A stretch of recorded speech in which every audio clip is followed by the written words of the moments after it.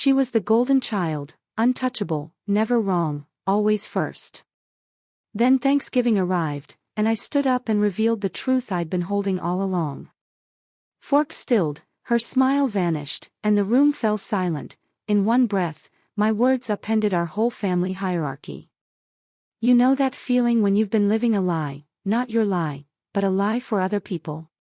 For me, that lie finally shattered on Thanksgiving. It wasn't just a thrown wine glass that splattered red across the pristine carpet, it was the entire perfect facade of my family, finally collapsing, and the truth.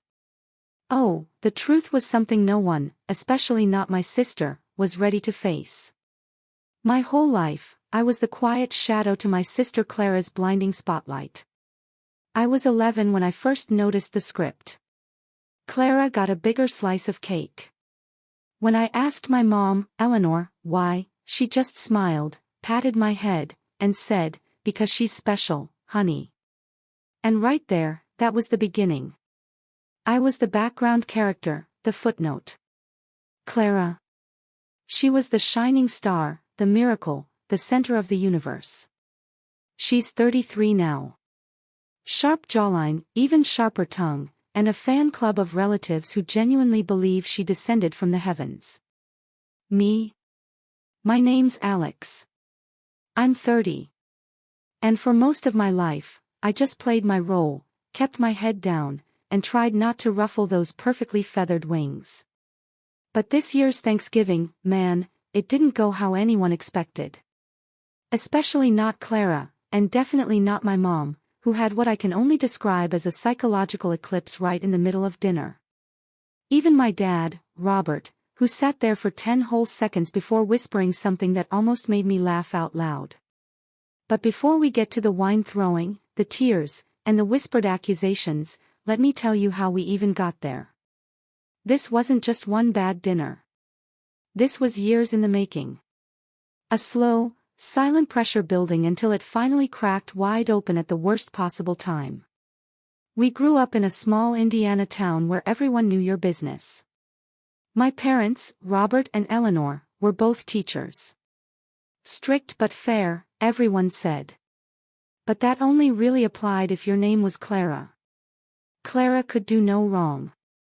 Straight A's, ballet, honor societies, every magnet-worthy accomplishment was hers. When she walked into a room, my parents practically stood at attention. She didn't just bring home report cards, she brought home prophecies. Asterisk Clara is going places. Clara's going to be a doctor. Clara's going to change the world, asterisk meanwhile, if I brought home a B+ in algebra, I got the look and a reminder that I needed to try harder. Look, I wasn't a bad kid. I kept to myself, got decent grades, played guitar, worked at a bike shop. But I wasn't spectacular. Not in their eyes. And maybe that would have been fine if they just treated us equally. But they didn't. Not even close. I still remember one Christmas. Clara was 15, I was 12. She opened her gift, a brand new, sleek white MacBook. I opened mine, a stack of used books about learning to focus. My dad put his hand on my shoulder and said, "These will help you catch up to your sister." That was the year I stopped asking for anything. Fast forward to college. Clara went to Northwestern, full ride, pre-med, fancy internships, the whole package. I applied to a small state school with a good computer science program. Got in, no fanfare. When I told my parents I was majoring in computer engineering, my mom blinked and said, "Oh, but Clara's working in oncology. Isn't that exciting?" That was the beginning of my silent years. I stopped trying to impress them. I stopped sharing updates. Didn't tell them about my research assistantship or graduating with honors. Didn't tell them I moved to Seattle and landed my first six-figure job. They didn't ask, and I didn't offer. Deep down, I already knew what they thought of me. But here's the thing. Sometimes being ignored gives you space. Space to work, to build, to grow without interference. Over the years, I taught myself everything about machine learning, data architecture, back-end systems. I joined a startup at 25 that got acquired 2 years later. Took my payout, invested half, and built my own company from the ground up. We specialized in AI optimization for logistics. By 29, I had 11 employees, major clients, and a net worth just shy of $7.2 million. I lived in a modest condo, drove a used Lexus. I kept it quiet. I still called home sometimes, visited for holidays, played my part. "How's work?" they'd ask. "It's going well," I'd say. And then they'd immediately pivot to Clara's latest grant or her fiancé, Dr. Victor Maxwell, who my mom kept calling our future son-in-law, and an actual neurosurgeon. Isn't that incredible? I swear I could have told them I was designing a spaceship, and they'd still ask what color scrubs Clara wore. Now, I have to say this, I didn't hate my sister. Not at first. She was just doing her thing. I was doing mine. But over time, things shifted. She got colder, smugger. Like she'd started to believe the press releases our parents wrote about her. At family gatherings, she'd say things like, "So, Alex, are you still doing computers?" And when I'd say, "Yes," she'd chuckle and say, "Well, hey, we need tech guys, too." That "tech guy" comment really stuck with me, especially because she said it last Thanksgiving, swirling a glass of red wine while telling everyone how Victor had been invited to speak at a symposium in Geneva. My parents clapped like seals. I just nodded, then went out to the porch and stayed there for most of the night. So this year, I decided to do something different. No grand reveal, no sports car, no tux.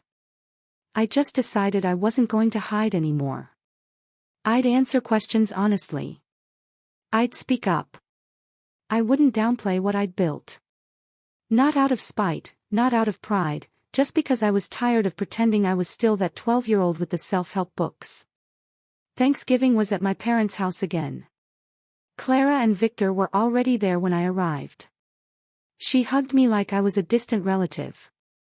"Wow, you clean up nice." I was wearing a button-up and jeans. Nothing fancy. Victor shook my hand. That firm, overcompensating squeeze some men do to remind you who's taller. Dinner started fine. Turkey, mashed potatoes, the usual. Mom had place name cards this year for the first time ever. Clara at the head, Victor next to her. I was 2 spots down, between Uncle David and the sideboard. I didn't mind.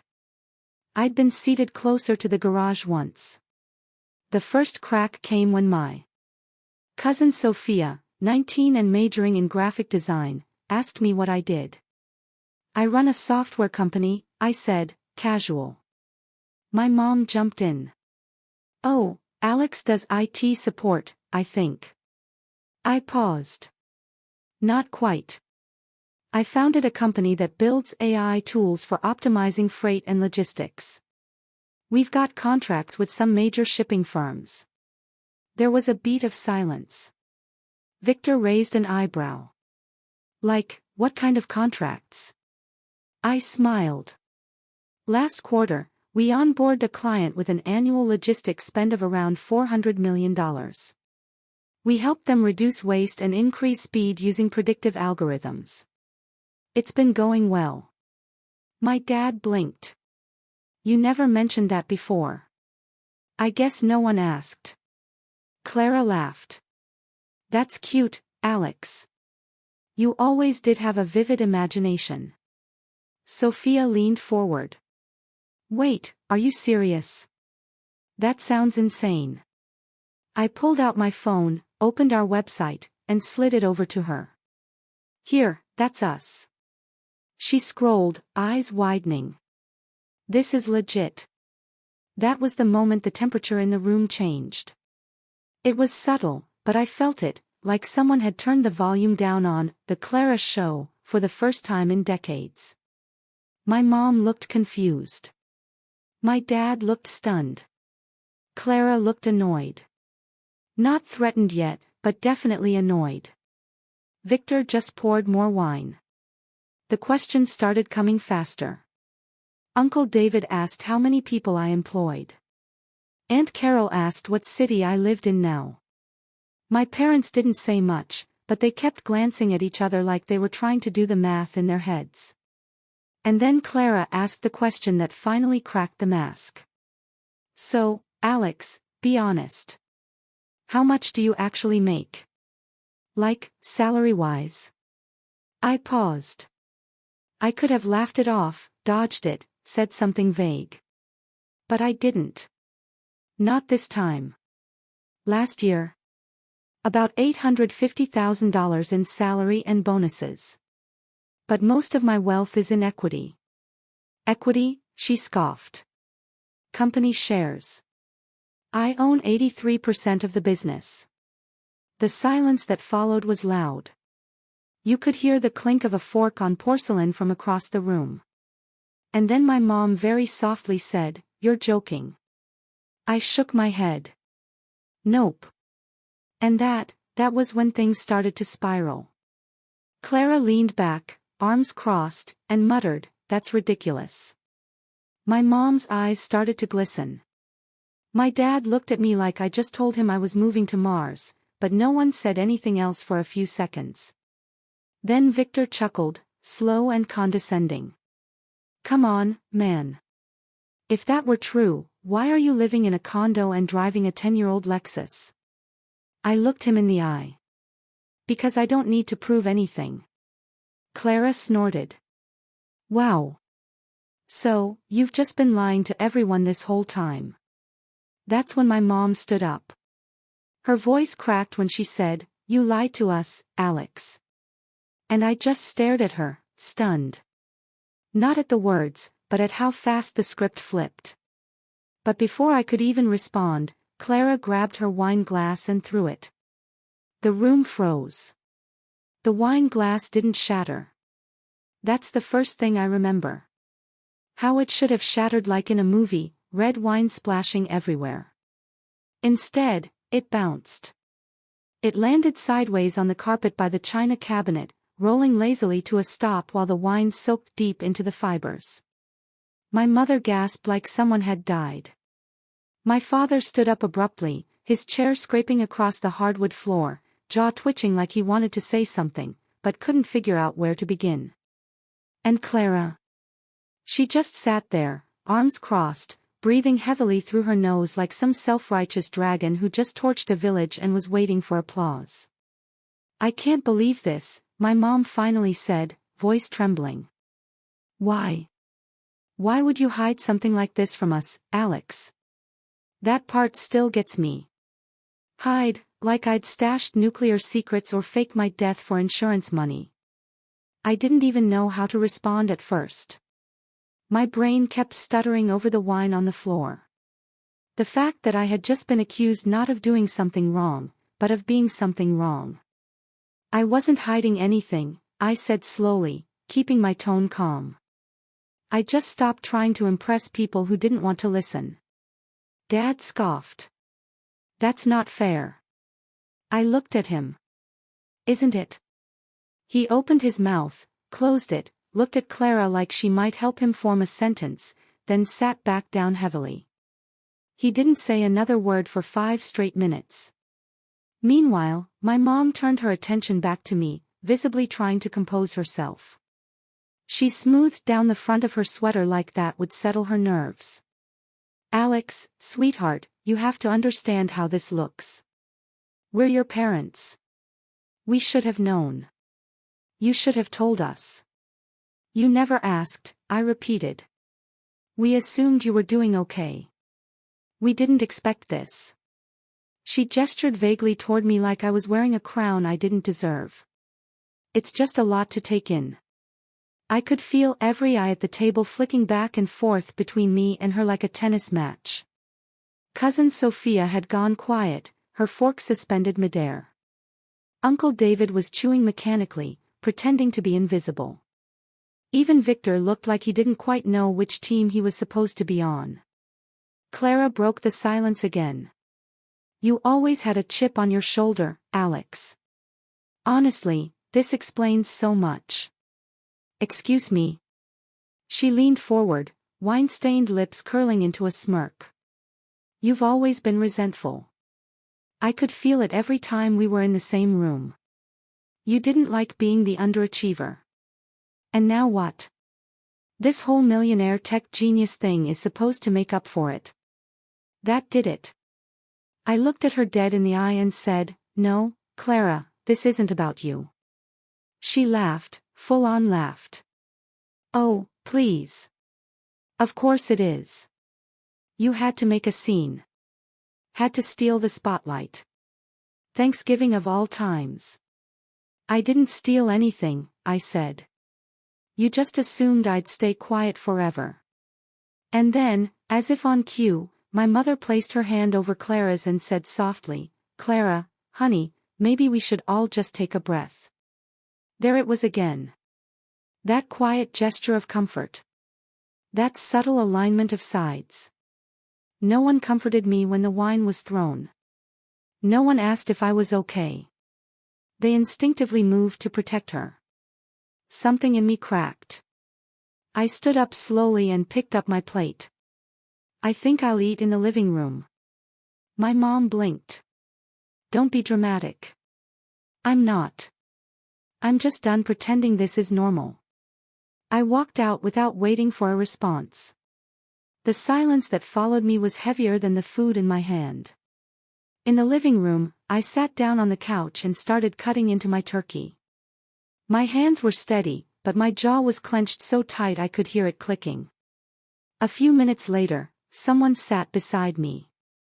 I expected Sophia, or maybe one of the aunts. It was Victor. "Hey," he said casually. I didn't look up. "Hey." He cleared his throat. "So, you really built all that yourself?" I finally turned toward him. "Yeah." "What?" He gave a lopsided shrug. "Just surprised, that's all. I always figured Clara was the overachiever in the family." "She is. At least, that's the official story." He chuckled like we were two guys swapping stories over beers. "Man, she's going to lose it over this." "She already did." I tilted my head toward the dining room. "You know she's in there telling them you probably faked all of it, right? That this is some long game to make her look bad." I froze mid-bite. "Of course she is." Victor leaned back against the couch, staring at the ceiling like he'd seen this movie before. "You know, I used to think the family adoration was cute. Like, wow, they really love their daughter. But after a while, I realized it's a cult." That caught me off guard. "A cult?" He nodded. "You don't notice it until you're on the outside. Your mom talks about her like she's a myth. Your dad quotes her like a political speech. And Clara? She believes it. Every word of it. I've never met someone so obsessed with her own reflection." I stared at him for a second, trying to decide if this was a trap. "Then why are you marrying her?" He smirked. "I didn't say I was." That shut me up. He stood up a moment later, brushing imaginary lint off his slacks.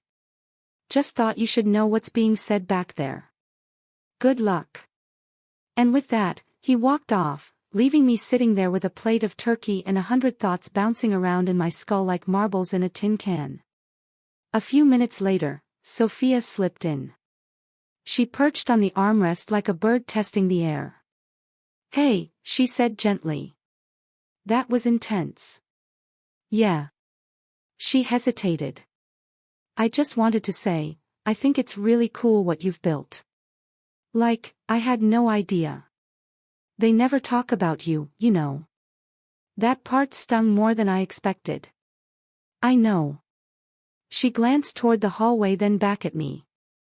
"Anyway, just wanted you to hear that someone's proud of you." I nodded, grateful. "Thanks." She left a minute later, and I returned to my thoughts. I kept waiting for someone, anyone, to come and apologize, but no one did. Instead, I heard the muffled sound of voices from the dining room, low and urgent. Then footsteps. Then the unmistakable sound of my mom crying. It took everything in me not to roll my eyes, because I knew that cry. That wasn't the cry of someone hurt. It was the cry of someone cornered, of someone trying to summon sympathy before the narrative slipped out of her control. And sure enough, not 5 minutes later, my dad came in. He didn't sit down, just stood there awkwardly like a substitute teacher about to give a lecture he didn't write. "Son," he began. "I think it's time we had a serious conversation. Here we go." I placed my plate down on the coffee table and leaned back, arms crossed. "All right." He scratched the back of his neck. "This whole situation, it's caught us off guard, and I get it. You've been working hard. That's great, really. But the way this all came out, it was aggressive, disrespectful. Your mom's really shaken up. She's shaken up because I told the truth." "No," he said quickly. "She's shaken up because it felt like a betrayal." I actually laughed. "A betrayal? You kept this part of your life hidden from us and then just dropped it on Thanksgiving like a grenade. That's not fair, Alex. You know what's not fair?" I said, voice rising. "Spending 30 years being treated like a backup plan while Clara got a standing ovation for breathing." His expression hardened. "That's not true." "Yes, it is," I said. "Every birthday, every graduation, every family dinner, she was the main event and I was the intermission." He looked genuinely stunned, like he'd never even considered it before. Like the idea that their golden child narrative had collateral damage was brand new information. "I'm not asking you to rewrite the past," I said, quieter now. "I'm just asking you to stop acting like I owe you guilt for doing something right." He stared at me for a long moment, then gave a tight nod. "We'll talk more later." And just like that, he turned and walked away. No apology, no acknowledgement, just a retreat. By the time I went back to the dining room, dessert had been served. Pumpkin pie, whipped cream, coffee. No one looked at me, not even Clara. She sat stiffly, red-eyed, and silent, like she was mourning a tragedy no one else could see. I took my seat quietly and reached for a slice. As I lifted my fork, my mom finally broke the silence. "Well, I hope you're happy." I paused mid-bite. "Excuse me. You've humiliated your sister. You've embarrassed this family. And for what? To brag." I put the fork down. There it was. The final script rewrite. The last pivot. I was no longer the disappointment. I was the villain. And I knew right then and there that something fundamental had shifted. Something that couldn't be undone with polite smiles or obligatory phone calls. This wasn't just about a Thanksgiving dinner anymore. This was about the truth finally stepping into the light, and the people who couldn't bear to see it. But I wasn't done yet. Not even close. I didn't sleep that night. I left the dinner table after my mom's final jab with a slice of cold pumpkin pie wrapped in a paper towel, and I drove back to my Airbnb in silence. No music, no calls, just the quiet hum of tires against pavement and the slow burn of betrayal creeping into my chest.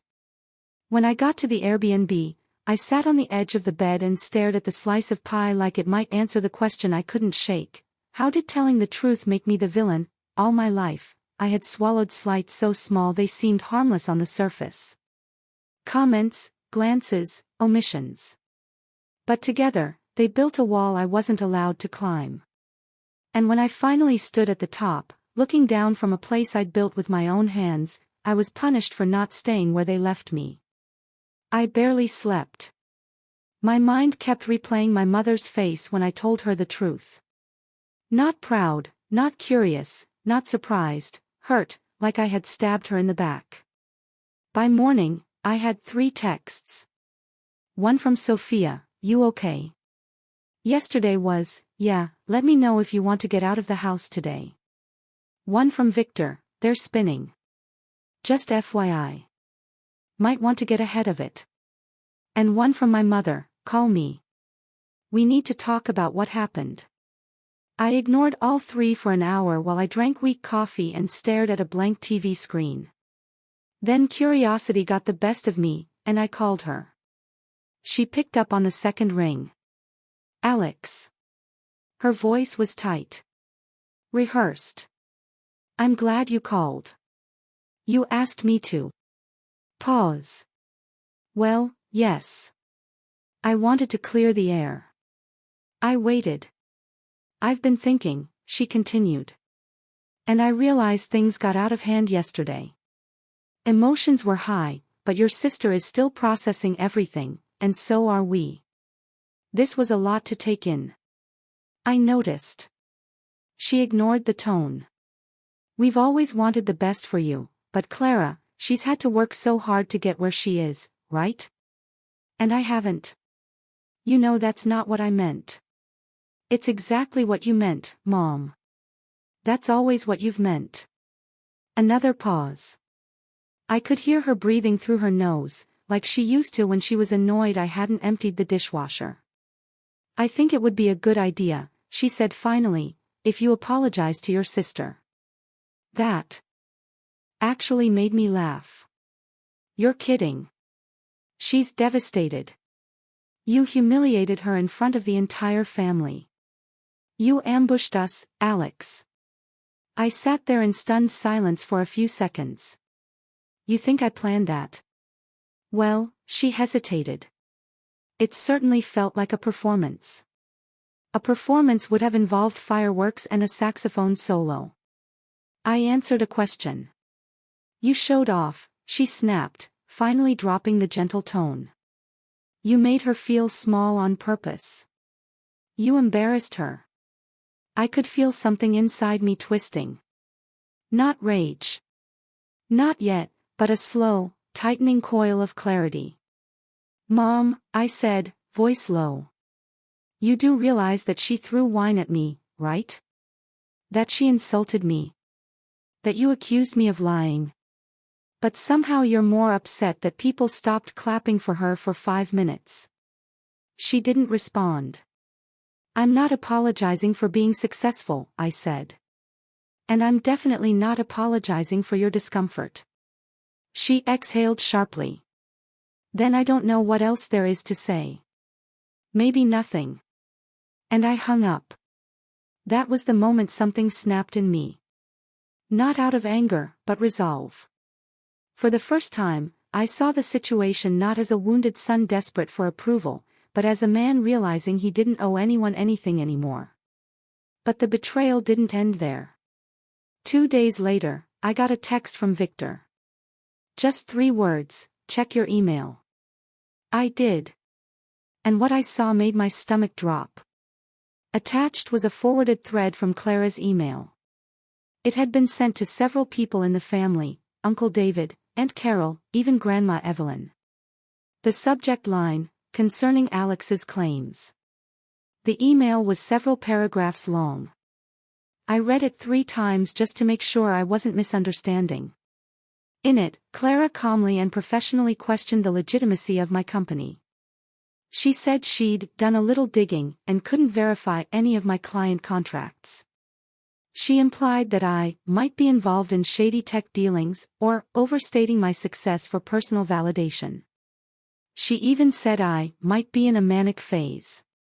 At the end, she included a casual line, I say all of this with love. I just think we need to be cautious before we enable any delusions. Alex clearly needs support, not applause. Support, not applause. I sat there stunned, not because she doubted me, but because she was trying to make everyone else doubt me, too. And it worked. Within hours, I got 2 more emails. One from Aunt Carol asking if I'd exaggerated my story.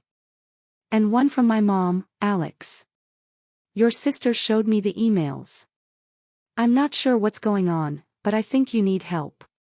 We love you, but we're worried. Let us in. That one broke me.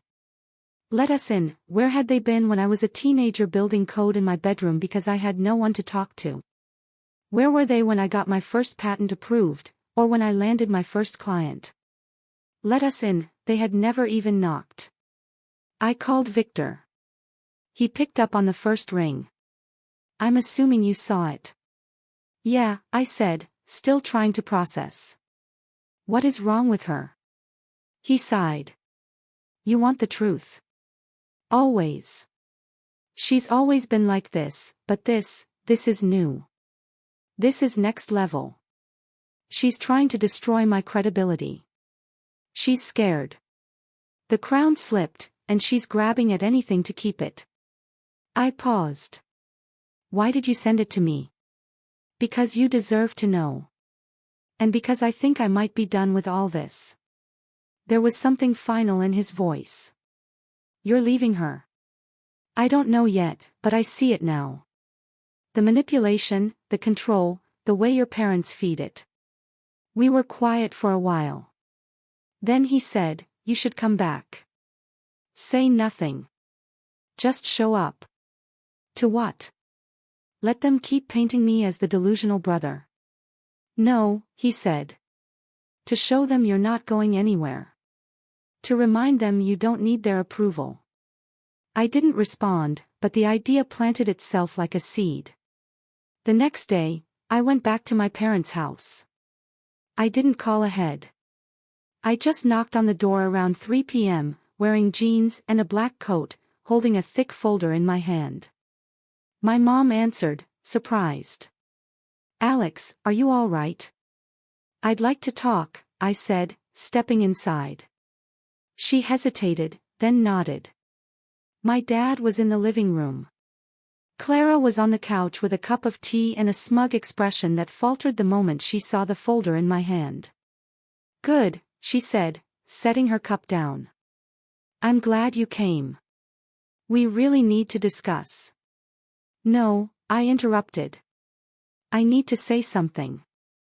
They all froze. I sat down across from them and placed the folder on the table. Slowly, deliberately, I opened it and began laying out documents, company registration, bank statements, a redacted client contract, the most recent valuation letter from our accountant, shareholder breakdowns, tax filings, photos from the last investor meeting. Then I opened my laptop and played a short 2-minute clip from a conference I'd spoken at a few months ago in San Diego. I was on stage, fielding questions about neural network scalability. When it ended, I looked at them. I didn't want to do this, I said. I didn't want to prove anything. But since someone decided to smear me behind my back, I figured it was time to bring receipts.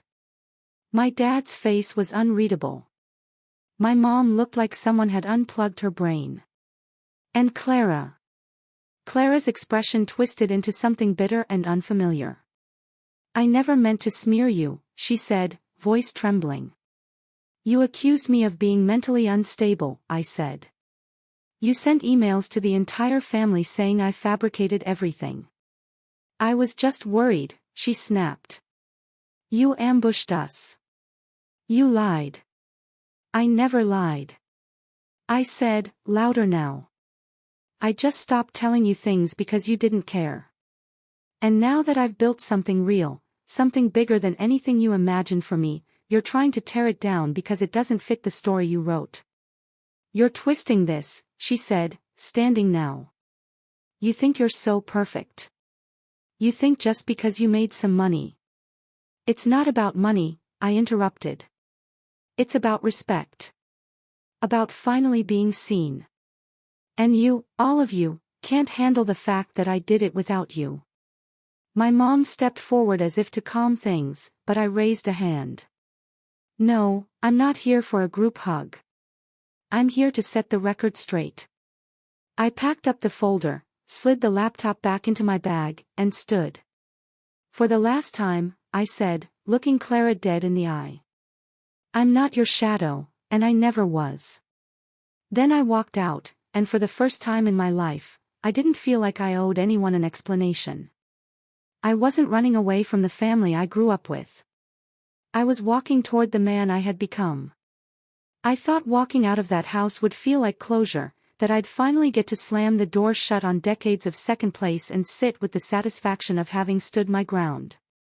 But the truth is, I didn't feel victorious. I felt hollow, like I just lit a match in a room full of my childhood memories and watched them all go up in smoke. The silence that followed my exit was deafening. No one chased after me. No one called out my name. No apology, no acknowledgement, just the sound of the door quietly closing behind me as I stepped into the crisp Indiana air and walked to my car. When I pulled out of the driveway, I didn't know where I was going. I just drove through the neighborhoods I used to bike through as a kid, past the library where I'd first taught myself to code on their ancient, humming computers, down the street where Clara once won a community science fair for building a vinegar and baking soda volcano that our mom talked about for 6 straight months. Past the diner where we used to go for pancakes after Sunday church, where Clara would get an extra scoop of whipped cream, and I'd be told, "You can have more once you finish what's on your plate." Every landmark felt tainted, like I was walking through a museum curated by someone who had written me out of the script entirely. I finally stopped at a park, empty except for a squirrel tearing into a discarded sandwich wrapper near a bench. I sat down, letting the wind bite through my coat, and tried to think. But there was nothing left to think about, only feel. And I felt tired. Not just physically, but deep in the bone, exhausted. I had fought so hard to become someone worth noticing. And in the moment where it finally mattered, when I pulled back the curtain and showed them what I'd built, they didn't see me. They saw a threat to their story. And stories, especially family ones, don't change easily. It would have been easier if they had just stayed quiet. But they didn't, because the next morning, it got worse. A new email from my mom. The subject line, "Alex, we need to discuss boundaries." I opened it with shaking hands. I don't know why I thought, even for a second, it might be an olive branch. It wasn't. She wrote that she and my father had talked it over and decided that my presence at Christmas might be too disruptive this year. That my outburst had created tension in the family. That Clara was still recovering emotionally. That maybe some space would be healthier for everyone. Space. Like I was radioactive. Like I hadn't just spent the last decade sacrificing sleep and sanity to build something meaningful while they were too busy clapping for someone else's success to even ask how I was doing. I closed the email without responding. Then I shut my laptop. Then I sat there in the Airbnb kitchen with my hands pressed to my face. And for the first time in years, I cried. Not big sobs, not cinematic tears streaming down my face. Just quiet, tight-chested grief. The kind that leaks out in slow drops and tastes like mourning. Because that's what it was. I wasn't mourning a person. I was mourning the idea of a family. One I'd spent years pretending I was a part of. One that had never really been mine. And it hit me in that moment that I had spent my whole life trying to earn their respect. And maybe I never would. I stayed in Indiana longer than planned. I'd originally booked the Airbnb for 4 days, I extended it to 10. I didn't go out, didn't see friends, didn't even answer most texts. Sophia checked in a few times, and I sent her polite responses. Victor texted once more, just a thumbs up emoji and the words, "Saw the fallout. Good for you." But I didn't reply. I wasn't angry. Not anymore. I was just done. Emotionally fried. And more than that, I was ashamed. Not of who I was, but of how long I'd let them decide who that was supposed to be. I ordered in food. I binged mindless shows I'd already seen. I read a book on leadership I couldn't absorb. I told myself I was relaxing, but I wasn't. I was grieving quietly, alone. And when I finally gathered the strength to check my phone again, I saw what I had missed. A post from Clara on Facebook, a smiling selfie captioned, "Grateful for family this Thanksgiving, and for the strength to rise above toxic people, even when they share your DNA."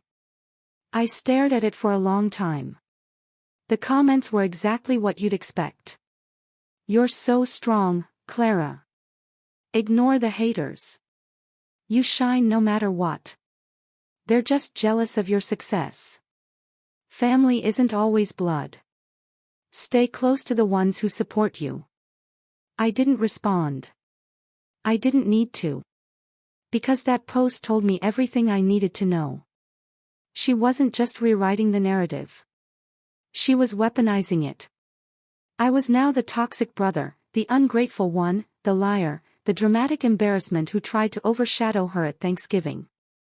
And everyone was buying it. Or at least everyone who mattered in that insular little family bubble. It was almost funny. All this time, I'd worked in silence, built a life, made something real. And in one weekend, my own family decided that reality was less believable than Clara's version of events. And worse, they preferred hers. It wasn't just that they didn't believe me. It's that they wanted not to. Because if I was telling the truth, then what did that say about them? It was easier to cast me as the unstable one, the outburst, the black sheep. Because then they didn't have to face the years of neglect, the favoritism, the quiet cruelty they swore was just normal parenting. I could have fought back. I had proof. I had money. I had a bigger platform than they knew. But I didn't. Because in that moment, I realized something I'd been too hurt to see before: you don't win by proving them wrong. You win by walking away. And so that's what I started doing. Quietly, one step at a time. I canceled the auto-renewal on the Family Cloud photo account I'd been paying for. I unfollowed Clara on every platform. I turned off email notifications from my mother. I blocked my father's number, not out of rage, but because I knew he wouldn't call anyway, and I didn't want to keep looking at the silence. Then I opened a spreadsheet, and I started making a plan. Not a revenge plan, not yet, but a life plan. One that didn't orbit them. One where the center of my universe wasn't the hope of getting invited to Christmas or the pathetic thrill of a half-hearted, "We're proud of you." No, I was done waiting for their applause. And as I stared at the blinking cursor in the spreadsheet, I realized something that sent a chill down my spine. They had no idea what I was really capable of. They thought the success I'd shared was the climax, but it wasn't. It was just the prologue. I left Indiana in the middle of a snowstorm. Not metaphorically, an actual heavy, blizzard-style whiteout that swept across the state 2 days before my Airbnb reservation ended. It was like the universe wanted to put a final period on my time there, to make it as cold and brutal on the outside as it had been on the inside. I packed my bags, loaded my laptop and files into the back seat, and started the long drive to Chicago where my flight home waited. The roads were slick, the radio was low, and I drove mostly in silence. But in that silence, something strange happened. I wasn't angry anymore. I wasn't hurt. I wasn't trying to rehearse a speech in my head or imagine a "gotcha" moment that would turn the family tide. I felt light. Like I'd finally stopped dragging a wagon full of bricks behind me. Bricks labeled, "Prove yourself. Make them proud. Maybe this time they'll listen." It was over. Not because I had lost, but because I had finally stopped playing. And that's when the rise truly began. Not with some dramatic viral post or revenge scheme, but with the peace that came from letting go. The silence wasn't empty anymore. It was full of space. My space. And I was going to build something new in it. Back in Seattle, my condo felt like stepping into an alternate life, like I had passed through a mirror and returned to a world that hadn't changed while I had completely transformed. The plants on my windowsill were still alive, barely. My neighbor's cat still patrolled the hallway like he paid rent. My startup Slack channel still pinged with deadlines and bugs and inside jokes. But I wasn't the same Alex who left for Indiana. Not anymore. First thing I did was schedule an all-hands meeting with my team. I logged in, turned on my camera, and saw all the familiar faces pop up. Jessica from marketing, Mark from sales, Raj from product, and 3 of the original devs who had helped me build the backbone of the company from scratch. And when they all settled in, waiting for me to talk, I didn't give them the usual weekly update. I gave them a story. I told them about Thanksgiving. I told them, without naming names, about being treated like an afterthought my whole life, about building in silence, about the moment I finally spoke the truth and what happened next. And then I said, I want this company to be a place where no one ever has to shrink themselves to survive. Where no one ever feels like their story has to be watered down so someone else can feel bigger. No one said anything at first. Then Jessica smiled and said, well, damn. That's the best Monday kickoff I've ever heard. Raj clapped. Mark typed in the chat, Alex main character energy. That meeting changed the tone of everything. Over the next few months, we didn't just grow, we exploded. We closed 2 new clients in Q1, both of them referred through connections who had seen our work online. One of our use case demo videos went semi-viral on LinkedIn, and we started getting attention from venture funds. I did 2 podcast interviews and 1 TED-style conference talk. And for the first time, I didn't downplay our success. I didn't act like we were just a small shop, because we weren't. We were making waves in one of the most competitive tech spaces in the country, and I was the one at the helm.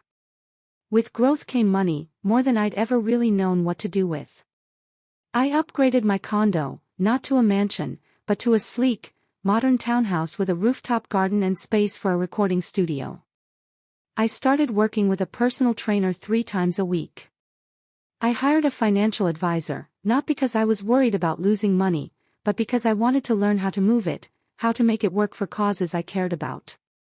And I began investing quietly, strategically, not just in tech, but in people.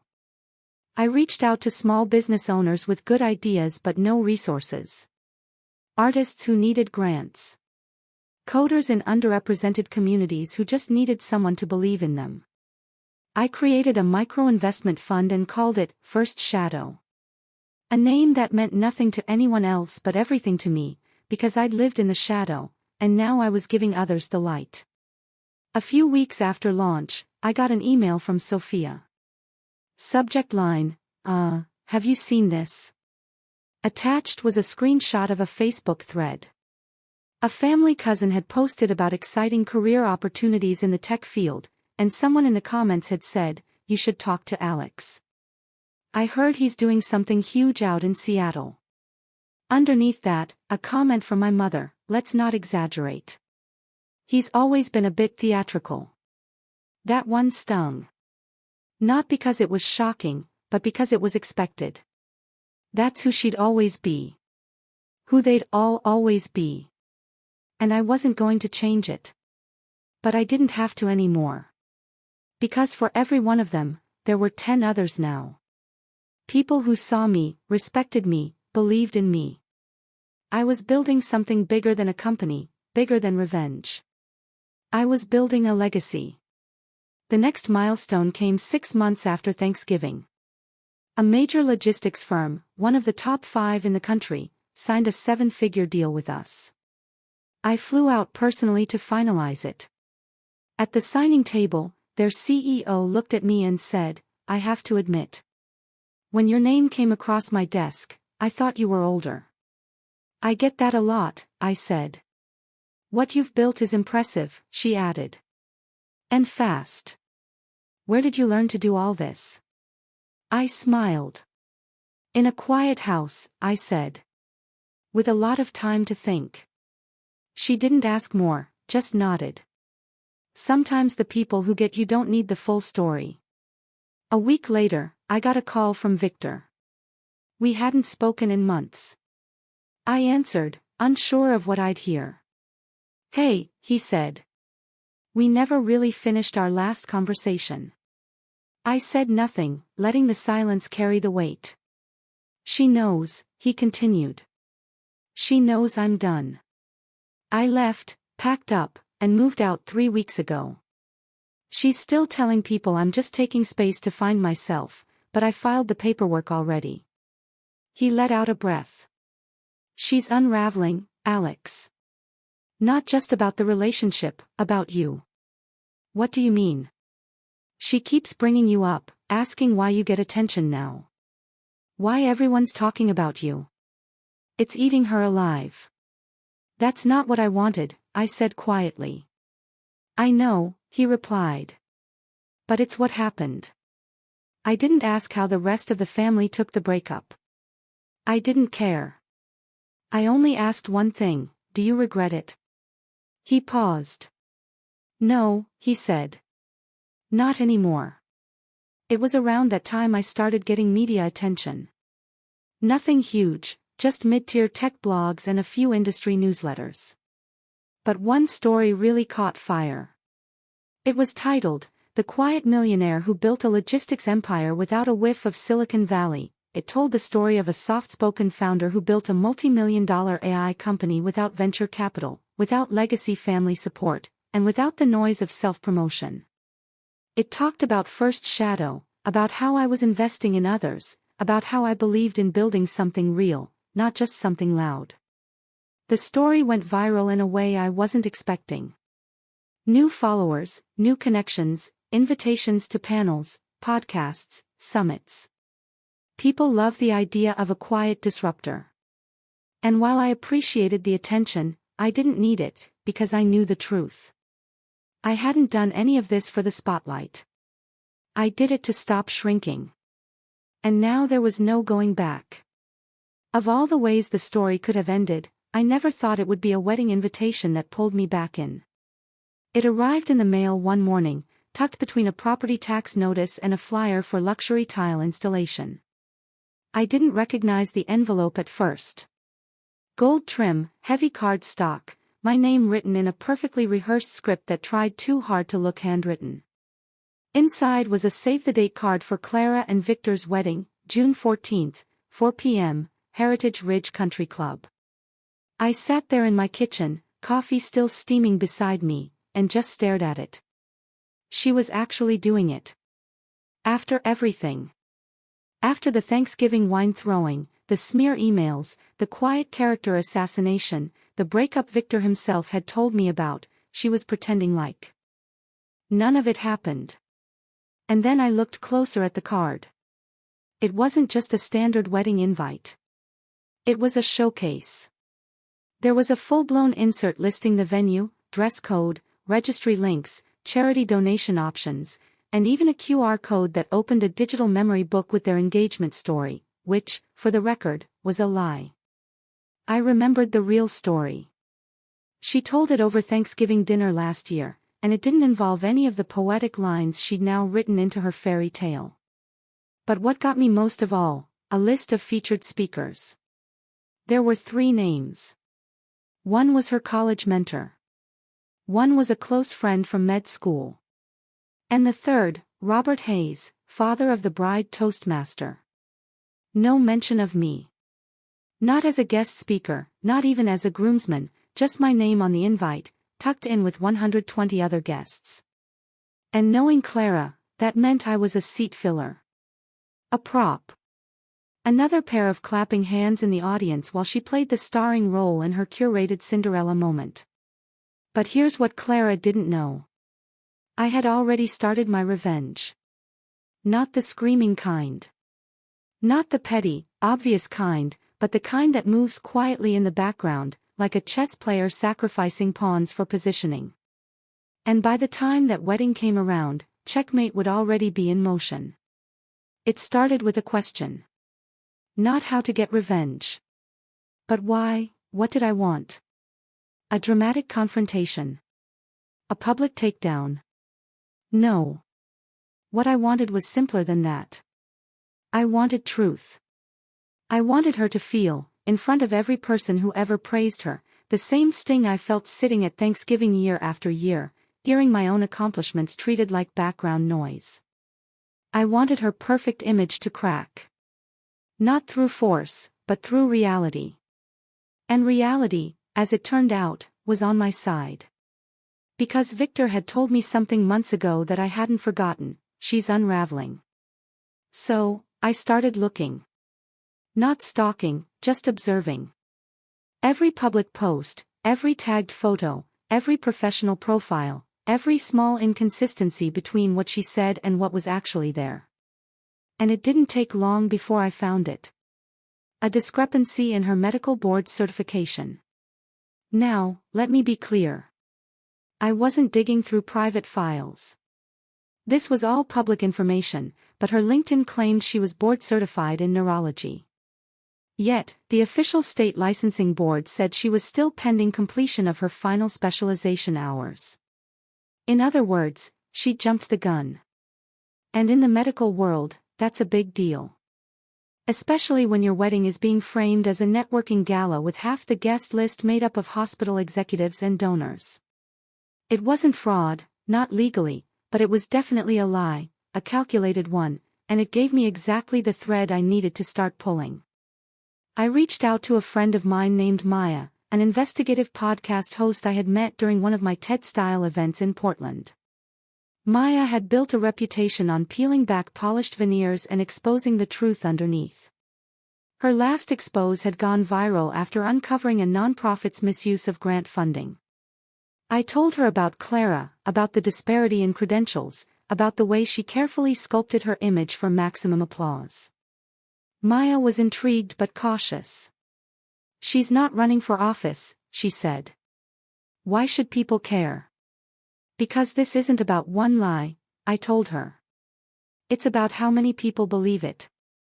I sent her the engagement story, the fabricated speeches, the screenshots from Thanksgiving, the Facebook post calling me toxic after I exposed the truth. I didn't beg. I didn't exaggerate.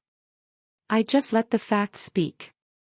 And Maya agreed to feature Clara in a short-form series on professional pretenders, people who build elaborate public facades while quietly bending the truth behind the scenes.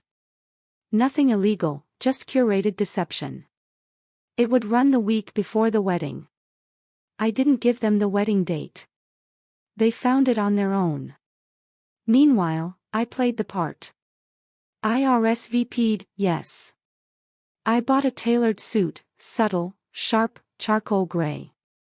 I didn't ask to bring a +1, but I knew I wouldn't be coming alone, because at the last minute, I invited a guest, Sophia. She had stayed quiet through all of this. Supportive but cautious. I didn't blame her. It's hard to choose sides when one side is the family you still have to see at Christmas. But when I told her what I was planning, not the specifics, just the broad strokes, she said one word, "I'm in." She booked a flight that night. The wedding day arrived with perfect weather. Clara wouldn't have allowed anything less. The venue looked like a scene out of a bridal magazine. Strings of fairy lights, glass chandeliers, floral arches. Guests arrived in tailored suits and floor-length dresses, champagne flutes already half empty before the ceremony even began. I kept a low profile, mingled politely, shook hands, complimented centerpieces. But there was a weight to my silence now. People didn't dismiss me. They leaned in, asked what I'd been up to, made quiet jokes about the family genius finally coming out of hiding. The podcast episode had dropped that morning, and by 3 p.m., it had already hit 70,000 downloads. Not a takedown, just uncomfortable truth, titled The Sisterhood Effect, When Applause Becomes Armor. I didn't need to quote it. Everyone already was. Snippets floated through the crowd in hushed murmurs. "Did you know she's not actually board certified yet?" The podcast said her engagement story was made up. "I heard her brother runs some massive company. Why isn't he in the wedding party? There's something weird going on with that family." And Clara? She smiled through all of it. But I saw the strain, the micro-tightening around her eyes, the way her posture stiffened with every toast. The way her laugh got half a second too loud whenever someone mentioned the word podcast. She knew. But she couldn't react. Not without proving the story right. And that was the beauty of it. The revenge wasn't in destroying her. It was in making her live inside the truth she tried to bury. Every speech, every photo, every compliment, all of it now filtered through a lens she couldn't control. During dinner, I kept mostly to myself until Clara finally approached. She waited until Victor stepped away from the table, then slid into the seat across from me with a glass of wine in hand. The same vintage she threw at me last Thanksgiving. "I know what you did," she said under her breath, smile frozen in place. I didn't flinch. "Do you?" She leaned in closer. "You couldn't just let me have this." "I did let you have it," I said quietly. "You just couldn't hold on to it." Her smile cracked. "You think this makes you better than me?" "No," I said. "I know it does." She blinked, stunned at the calmness of it. Then, like a true actress, she straightened up and sipped her wine. "I should have cut you off years ago." "You never had that power," I said. "And now everyone knows it." She didn't reply. She just stood up and walked away, heels clicking like gunshots across the polished floor. Sophia nudged me from beside her. "You okay?" she whispered. I nodded. Because for the first time in my life, I was. Not because I had gotten revenge, but because I had finally stopped waiting for the applause. I wasn't the side character anymore. I was the author. And the story? It was just getting good. The wedding ended like most do. Laughter echoing under fairy lights. Cake smeared on plates. A tired DJ playing 2000s throwbacks for a slowly thinning crowd. But beneath the gloss and sparkle, I could feel the tension buzzing like faulty wiring behind the drywall. No one said it aloud, but everyone knew something had shifted. The next morning, my phone lit up with 3 missed calls from my mother, 2 from Dad, and a single text from Clara: "You win." I hope it was worth it. I didn't respond, because it wasn't about winning. It never was. It was about telling the truth in a place where the truth had never been welcome. And finally, it was out. Irreversible. Standing in the daylight like it belonged there all along. The podcast episode had passed 300,000 plays by the end of the week. Maya messaged me, "You underestimated how many people needed to hear this story." I hadn't done any interviews, no post-wedding statements, no social media cryptic posts or subtweets. I didn't need to. The silence said enough. What happened next came slowly, then all at once. Clara's hospital board requested a formal review of her credentials, standard protocol, but humiliating for someone who had branded herself as a rising star in her department. She wasn't fired, but the press made it clear she'd need to clarify her miscommunication. Her wedding photos were stunning, but none of the captions said what people were really thinking. And Victor? He didn't move back in. 3 weeks after the wedding, Sophia sent me a screenshot of his new LinkedIn job update: relocated to Portland, available for consulting. No mention of Clara. My parents sent a long email around that time. A clumsy, overwritten olive branch. No apology, not really. Just vague lines like, "We were shocked by how things unfolded. We still love you deeply. Even if we don't always see eye to eye, family should stick together even when it's hard." I read it 3 times, then archived it. Because love without respect is just a softer form of control. I wasn't angry. I wasn't bitter. I was just done. Life, meanwhile, kept moving. My company hit another funding milestone. We opened an office in Austin. I started mentoring a group of young founders. Kids who reminded me of myself at 19, full of ideas and nowhere to put them. I gave them space, tools, the one thing I never had growing up: validation. Sometimes they asked about my story. I tell them just enough to let them know where I came from, but never so much that it defined me. Because that was the final part of the revenge. Not the takedown, not the podcast, not the ruined fairy tale wedding, but this piece. The kind that doesn't need a spotlight. The kind that doesn't explain itself. The kind that quietly builds a better life while the people who dismissed you scramble to rewrite their roles in your success. And one morning, almost a year after that unforgettable Thanksgiving, I got a package at my office. No return address. Inside was a hardcover family photo album, one of the old ones from our living room shelves. A note was taped to the inside cover, just 6 words written in my mother's handwriting: "We should have seen you sooner." I didn't cry. I didn't call. I didn't frame it or throw it away. I just placed it on the bottom shelf of my bookcase where it would stay, silent, heavy, untouched, like a chapter one had already finished. Because my story wasn't about them anymore. It was about me. And I was finally writing it in my own words. This whole journey taught me that sometimes, the greatest strength is found not in fighting for a seat at the table, but in building your own. What about you? Have you ever had to walk away from a situation or people who just couldn't see you for who you really are? Tell me what you think in the comments below. I really want to know.